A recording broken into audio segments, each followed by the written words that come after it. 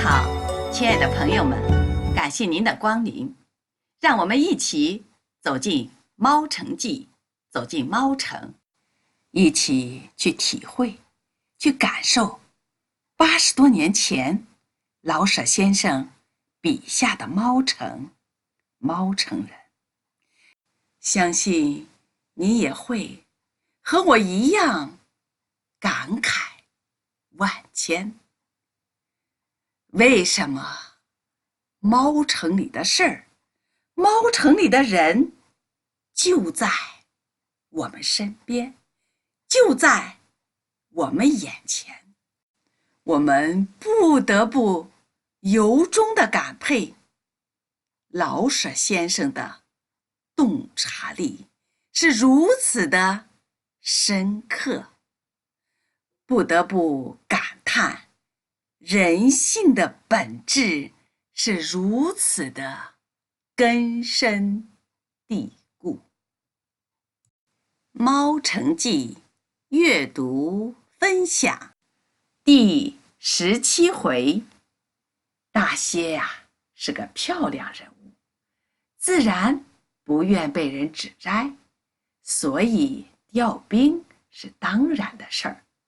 可是安置在2里以外，以免兵缠自乱。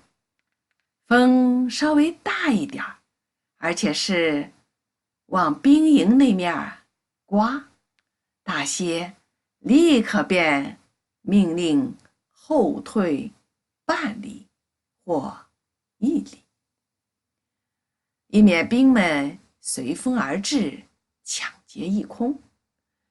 兵们为何服从他的命令？还是因为有我在那里，没有我，兵啊早就哗变了。外国人咳嗽一声，吓到猫国500兵是个谚语。500兵之外，真正保护弥林的是大蝎的20名家将，这20名都是深明大义、忠诚可靠的人。但是有时候一高兴，也许把大蝎捆起来，而把弥林抢了。到底还是因为我在那里，他们因此不敢高兴，所以能保持着忠诚可靠。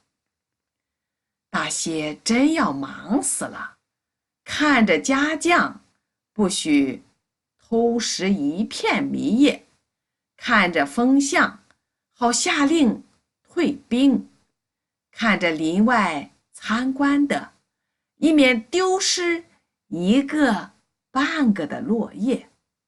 他现在已经一气吃到30片迷叶了，据说一气吃过40片迷叶，便可以3天不睡。可是第4天便要呜呼哀哉。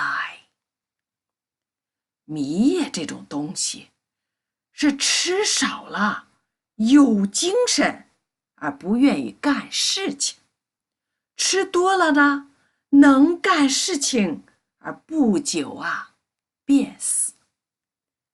大蝎无法多吃迷叶，明知必死，但是不能因为怕死而少吃啊。虽然他极怕死，可怜的大蝎。我的晚饭减少了，晚上少吃，夜间可以警惕。大蝎以对猫人的方法来对待我了。弥林只仗着我一人保护，所以我得夜间警醒着，所以我得少吃晚饭，功高者受下赏，这又是猫人的逻辑。我把1份饭和家伙全摔了。第二天，我的饭食又照常丰满了。我现在算是知道怎样对待猫人了。虽然我心中觉得很不安。刮了一天的小风，这是我经验中的第一次。我初到此地的时候，一点风没有。米叶变红的时候，不过偶然有点小风。继续的刮一天，这是头一回。米叶带着各种颜色轻轻地摆动，十分好看。大蝎和家将们在迷林的中心，一夜间赶造成一个大木架，至少有4、5丈高。这原来是为我预备的。这小风是猫国有名的蜜蜂，蜜蜂一到，天气便要变了。猫国的节气只有2个，上半年是静季，没风；下半年是冻季，有风也有雨。早晨，我在梦中听见一片响声，正在我的小屋外边。爬出来一看，大蝎在前，20名家将在后，排成一队。大蝎的耳上插着一根鹰尾铃，手中拿着一根长木棍。20名家将手中都拿着一些东西，似乎是乐器。见我出来，他们将木棍往地上一戳，20名家将一起把乐器举起，木棍在空中一摇，乐器响了，有的吹，有的打。20件乐器放出不同的声音，吹的是谁也没有和谁调和的趋向，尖的与粗的一样难听，而且一样的拉长，直到家将的眼珠几乎努出来，才换一口气。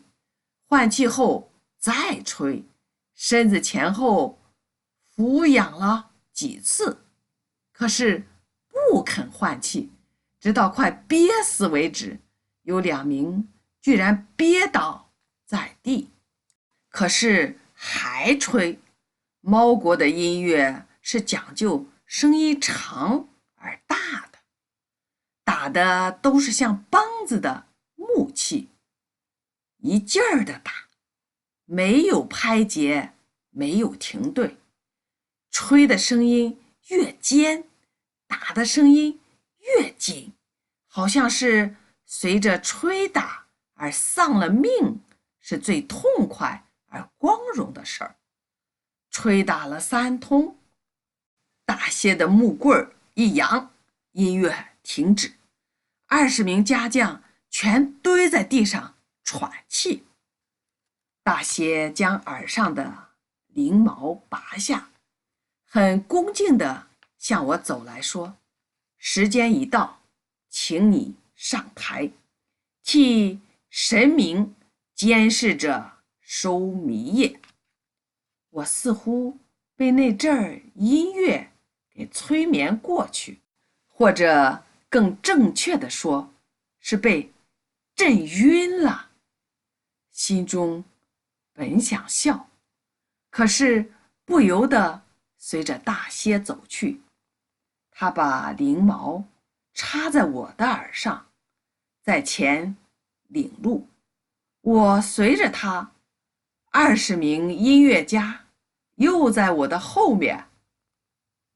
到了迷林中心的高架子，大蝎爬上去，向天祷告了一会儿，下面的音乐又做起来。他爬下来，请我上去。我仿佛忘了我是成人，像个贪玩的小孩被一件玩物给迷住，小猴似的爬了上去。大蝎看我上到最高处，将木棍一挥，20名音乐家全四下散开，在林边隔着相当的距离站好，面向着树。大蝎跑了好大半天，他带来不少的兵，他们每个人拿着一根大棍儿，耳上插着一个鸟毛，走到林外，大队站住。大蝎往高架上一指，兵们把棍儿举起，大概是向我致敬。